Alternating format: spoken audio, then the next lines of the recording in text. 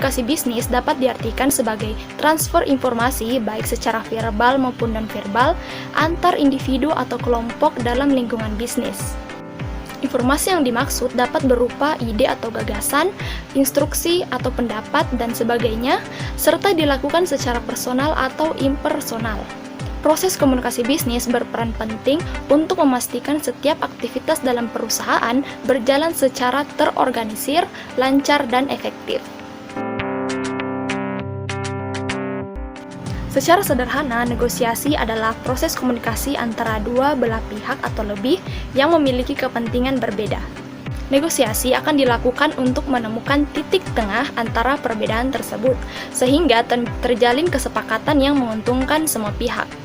Bagi seorang entrepreneur, negosiasi bisnis adalah alat vital yang bisa digunakan untuk mendukung kelancaran dan keberlanjutan usaha dalam jangka panjang.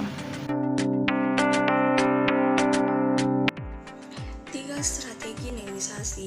Yang pertama yaitu strategi menang-menang atau win-win solution. Pada strategi ini, kedua belah pihak berada pada posisi yang menguntungkan karena di dalam perundingan diupayakan untuk menciptakan suasana yang tidak ada pihak yang kalah dengan mengetengahkan pemberian atau keuntungan yang terbaik secara jujur dan adil. Yang kedua yaitu strategi menang kalah atau win-loss solution.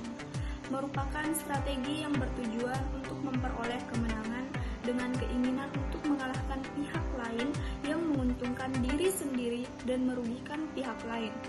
Penggunaan strategi menang kalah tidak dianjurkan karena seringkali menimbulkan konflik yang berkepanjangan.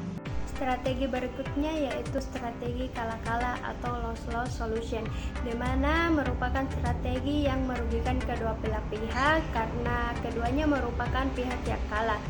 Karena perundingan cenderung tidak menggunakan akal pikiran yang sehat dan hanya melampiaskan kemarahan dan emosi, sehingga tidak akan dapat menyelesaikan masalah.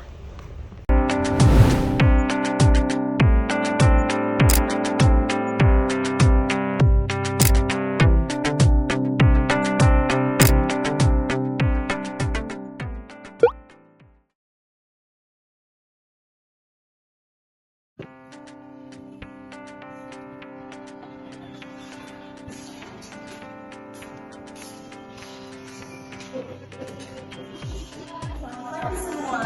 Pagi Ibu. Terima kasih sudah meluangkan waktunya. Jadi seperti yang kita tahu, pikiran kita akhir ini cukup stabil. Tetapi kita perlu cari cara untuk meningkatkannya lagi. Saya setuju Bu, saya rasa pasar burger masih sangat potensial, terutama di kalangan anak muda. Saya punya pendapat Bu, bagaimana kalau kita kerjasama dengan toko roti Bread Voyage, kita bisa menitipkan produk kita di sana. Saya setuju dengan pendapat bisa saya melihat pelanggan mereka beragam, mulai dari anak-anak sampai orang dewasa. Sepertinya kita bisa meningkatkan segmen pasar kita yang baru. Saya setuju, pasar mereka juga cukup potensial. Dan saya juga merasa dengan kerjasama ini kita bisa saling promosi. Pelanggan Bread bisa mencoba produk kita dan juga sebaliknya. Nah, tapi sebelum kita menjalin kerjasama, kita harus menghubungi mereka terlebih dahulu. Tetapi sebelum menghubunginya, kita harus menyiapkan proposal yang matang. Apa saja yang perlu kita siapkan? Pertama, kita harus menentukan harga jual produk kita yang tepat di toko roti. Terus kita juga harus menentukan jenis produk mana yang cocok untuk dijual di sana. Dan jangan lupa soal kemasan yang kita harus membuatnya lebih menarik dan praktis. Oke, semua isi dari daftar proposal tadi yang kalian sebutkan sudah sangat bagus. Anissa, tolong buatkan proposalnya dan tolong bantu Anissa untuk urusan kemasan. Setelah proposal selesai, kita akan menghubungi Bread Voyage untuk mengatur pertemuan. Baik, Bu.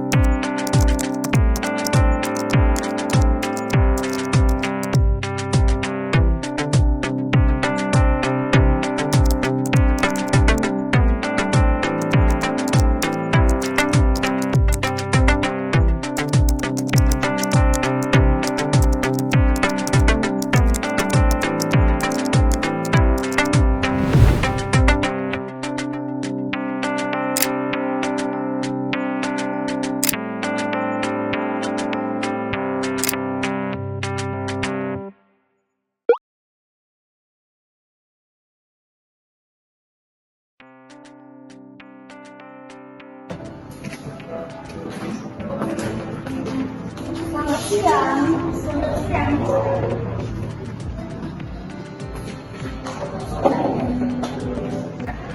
Ada yang bisa saya bantu? Sebelumnya saya ingin berterima kasih atas waktu yang diberikan.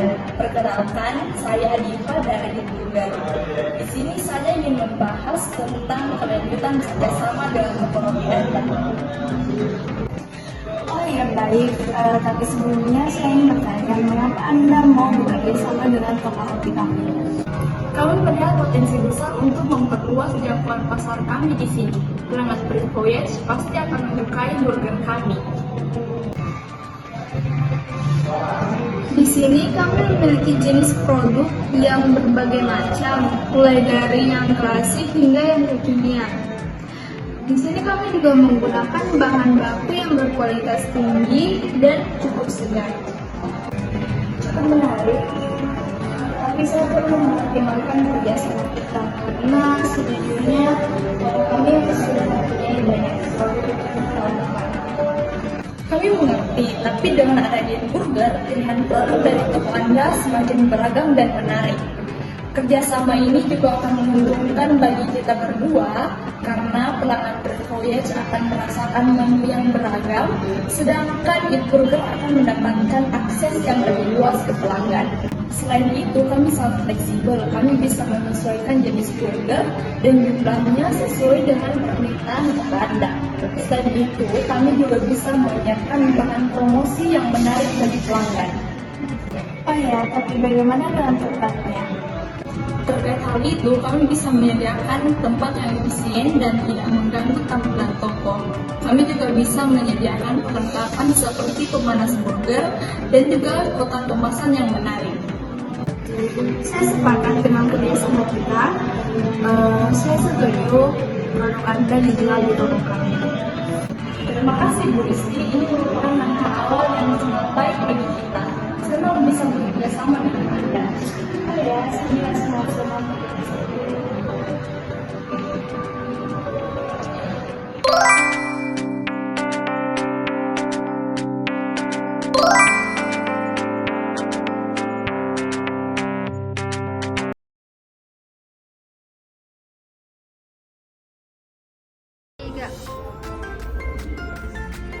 Di sini kami mempunyai berbagai jenis burger, mulai dari yang klasik. Terkait hal itu, kami bisa menyediakan tempat yang efisien yang tidak. Saya setuju karena menarik, tapi saya Satu, dua, tiga.